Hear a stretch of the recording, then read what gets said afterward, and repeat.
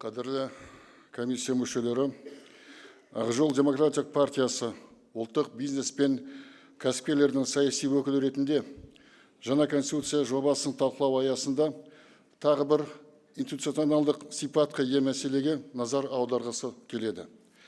Инвестициялық тартымдылық пен жайлы бизнес климат үшін кез келген экономикадағы меншік институттың мәртебесі аса маңызды рөл атқаратыны белгілі.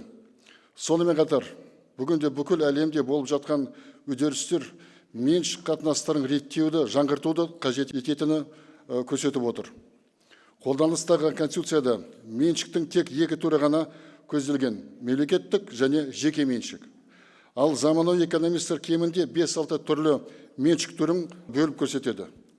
Атап айтқанда, саяси экономия теориясында жеке меншік пайда табу мақсатында пайдаланылатын өндіріс құралдарына, яғни коммерциялық пайда табу үшін капиталға иелік ету құқығы деген классикалық анықтама бар. Алайда мұндай дефиниция бойынша жеке қажеттіліктерді қанағаттандыру үшін пайдаланылатын меншік ұғымы назардан тыс қалады. Оның үстінде Финляндия, Литва, Латвия, Әзербайжан және басқа да елдерде мемлекеттік және жеке меншікпен қатар конституцияларында муниципалдық меншік түрі көрсетілген.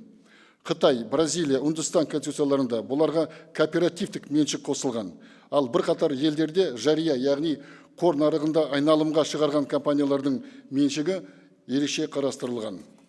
Бірқатар басқа мемлекетте экономикалық әртарапты ынталандыру мақсатында меншік түрлерінің тізбесі мүлдем шектелмеген. Осыған байланысты Ақ жол демократиялық партиясы атынан жаңа конституция жобасының 8 бабының 1 тармағын келесі редакцияда баяндауды ұсынамын. Қазақстан Республикасында меншіктің барлық түрлері танылады, оларға кепілдік беріледі және тең қорғалады. Бұл норма экономиканың дамуына, бизнес, қоғам және мемлекет арасындағы қатынастардың күшеюіне оң ықпал етіп, барлық меншік түрлерін қолдау мен қорғауды білдіреді деп сенімдіміз.